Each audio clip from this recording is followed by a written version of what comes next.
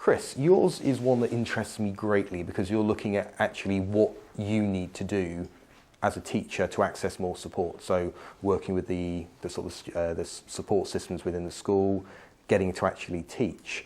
Do you think in the school you're going to be placed at, you're actually going to get those opportunities?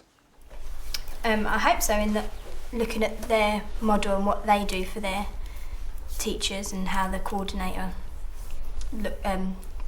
develops himself as well as a support for other teachers. Okay, so you've looked on the website, there's a good model of support in there already, so hopefully you'll be welcomed into that as a student teacher and to move yourself along there.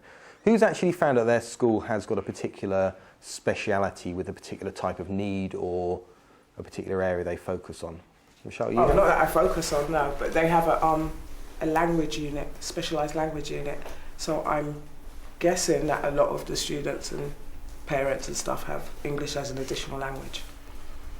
So that could be... Amy's going to become our expert on this. It is, yeah, hopefully. The second part of this session, we're actually going to set them a challenge where they have to plan an activity where they are having to think about more than one thing at a time. So they've got to think about how they're going to teach their small group of children an engaging, fun learning activity, but also how they're going to focus on their particular area of interest, which might be a special educational need, or it may be a particular teaching approach they want to use. What we're going to focus on now, and when we go into the hall, actually builds scarily well on what you've come up with already today. Okay? Because in reality, what we're asking you to do is to teach your 30 children their learning objective in a developmental way, so you're building on their strengths rather than what they can't do. But we also want you to focus on your project. So we want you to focus on developing support for EAL children, or assessment, or motivation, or climate, or different things like that. So you're going to have two things in your mind at one time. Okay? So what we're going to do is we're going to set you a challenge this afternoon. Okay? You're going to basically be in charge of your own learning. Okay? You are going to have to decide who you're going to work with and what you're going to do within the framework I'm going to give you. Okay? So we can pass those round.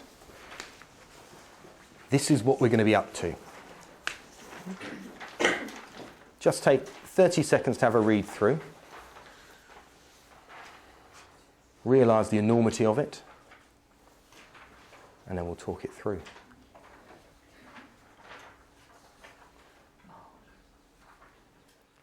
Questions? When it says 6 learning activities, does that mean under the one curriculum area within PE, so under dance or under? You've got your learning intention. Okay? What's the learning intention? Someone share it with me. To develop awareness and understanding of key movement concepts, space, direction, level and pathway. Okay, so that's what the children will need to learn. How you deliver it, what vehicle you use, i.e. gym, dance, games, is down to you, and what you think is going to be best for the group you're planning for. Now, there are 6 of them, and you're going to be in 6 groups. So you're each only going to actually plan one activity. Now, you need to know which groups you're going to be in. Okay? And that's where it gets a little confusing, because you don't get to choose automatically. You've actually got to decide who you think shares some links with you. So just like you were saying, and that's why I said it was scary, you were saying that you need to find some commonality. You've all got different projects, and although some of you, I know 2 of you are looking at gifted and talented, there are others of you who have some links to other people. So the 6 groups you could join are assessing children's understanding, developing yourself as a teacher, adapting teaching approaches, developing children's communication skills, developing social skills, and extending or challenging children. So those are the 6 areas. Some of you will be thinking, yep, I know exactly who I need to be working with. Some of you will be thinking, yeah, I think I've got an idea. And some of you may be thinking, which group am I going to go in? Okay? You all know roughly what each other's topics are. So when we do go through the hall, you should be saying, actually, I think I'm with you, because I think we share something common in what we're looking at. I think there are probably 2 or 3 of you in each group. Okay? So if you find yourself on your own, you might need to look around and go, either they don't like me, or I think they should be with me. Okay? So that will lay out your task to you again. So the information will be in there. Now, The biggest challenge is the fact that you want them to be able to do this learning activity without you there. Because I know you're all really good at coming up with really fun, engaging activities for children. But you've also now got to come up with some way of giving them the instructions and giving them methods of getting feedback without you being there.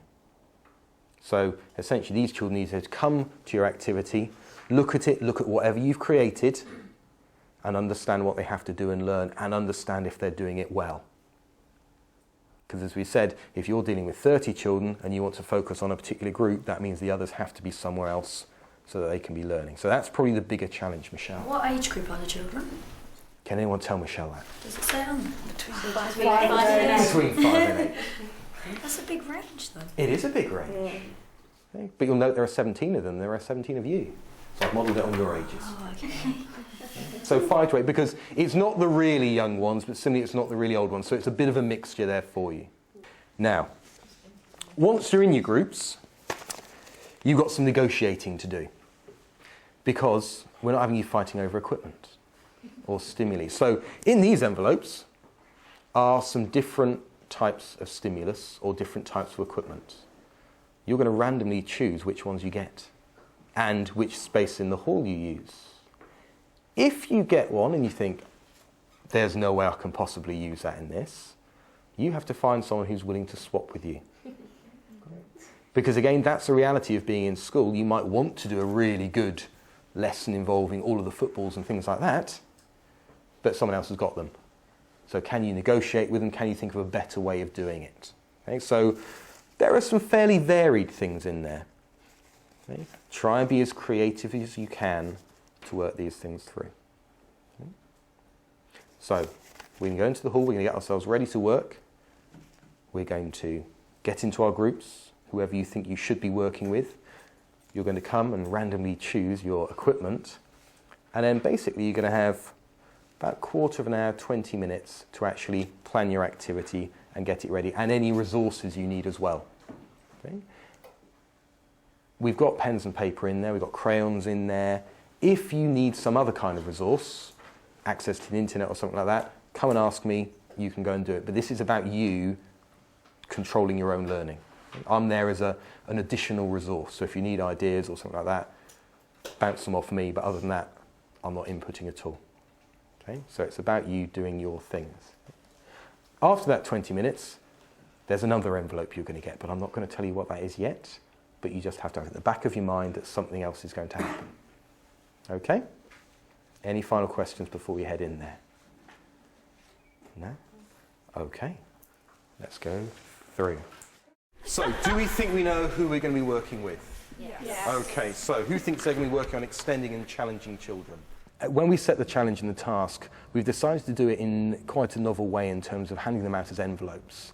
Part of this is because we want the students actually to take some responsibility for their own learning and actually trying to say, well, which of these areas, which group should I be working in to make the most of this session? Because they're third-year students. Next year, they're going to be teachers. They're going to be on their own, so they need to be able to make decisions for themselves. But also we want to add an element of, yes, fun, yes, challenge, but also the fact that as primary teachers, they're going to really have to think on their feet. So throwing in something they're not expecting or perhaps hadn't wanted gives them that element of actually having to be quite creative and spontaneous. Now for your stimulus. As you can see, lots of the little equipment out. You've got access to the cupboard. We've got some books down here. We've got some musical instruments. We've got crayons. We've got drawings, different things you might need. Come and get. Who's not got one yet? Instruments. Oh, thank you. Okay. So, you've got them into your groups. Negotiate if you need to. And see how you can go. So, you've got 15 minutes. When they open the envelope, the first challenge is their main task, where they actually have to plan an activity, they get their learning outcome, and they get their focus of the session. But they also find out that they've got to imagine that the children will be there without them as their input. So they can't rely on their voice or instructions to do it. So they have to think about how they can draw or write different things that the children can understand so that they can be sure of what they have to do in the task, what they want to learn, but also how the children are actually going to know they're successful without the teacher telling them. without us saying, right, you need to do this, you need to do that. And then we need to think how they're going to assess themselves. Yeah. So They how, can assess themselves. Like can't they, I suppose? feedback, yeah. so self-assessment. Right, okay. So what we're going to do with smaller phrases like tables and benches and stuff. It's got to do with space, direction, level and pathway. So they could have different ways of travelling along Longer then, and they can follow each other apart. You could have like a course of a couple of tables and a bench. Yeah. So So then it's that's the like different levels, and then Yeah. you've got the direction and the pathway. Because it's 5 to 8 year olds, so they might not remember what is for what. So shall I different stimulus to change? Yeah. And then maybe, ooh. Yeah, so as the instruments change, they'll be doing a different concept, so that'll be reinforcing the concept each time they do it. And then what I was going to think, something else, I don't know, a different instrument for them to maybe focus on a particular skill, maybe a balance. So maybe we could do like a 2-point balance or 3-point balance. So if they're struggling with language and we've got language barriers in terms of that, what else can we use other than words? Diagrams, pictures, Diagrams, pictures, and again, that's where you've got, and you've all got to think of is how do they know if they've done that well? Because obviously you're not necessarily there to give that feedback because you might be helping other groups around. So I wouldn't go through all of the books, but choose a few you think actually it's got those pathways, it's got those levels in, and then think how can you convey that to them in a simple way. So we need to like bring it round this way, don't we? And then have the question there for that way. Yeah. Yeah, like if we go out a bit more and round, and then they've got further to go, haven't they? Yeah, maybe we have cones and then we're showing that they're going round. Yeah, because it's basically like at least they're starting, and then they've got to design their own pathway through the rest of the course. Okay, so they've got that creativity in it as well. Yeah. That's the aim anyway. So we'll see how it goes.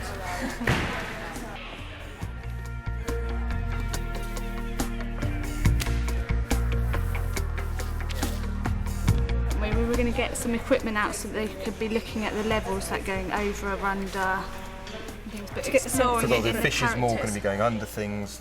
Obviously the frogs, Jumping we want over, them to yep. be going over things. The storybook activity was designed for those children who have problems with speech and language or perhaps don't speak English, so very much focusing on communication skills. And then we could, on our piece of paper, put it in different languages of can you be a character. Okay, yeah, so, or even just a picture, because probably 5 to 8 year olds, if you just put a picture of a frog, They know, yeah. They They've know. got the books out, they know. Okay. what we're gonna- you know, they'll start bonding around. You've got the language of the boing and different things like that. So even if they can't read the whole text, Yeah. they've got the key stimulus to what they're going to do. And you know, as you say, if you have different bits of equipment to help you, it just makes it more dynamic as they move through. Yeah. You could just draw them, just trace them out, even if it's just a basic, you know, sort of squiggly line, different things. So.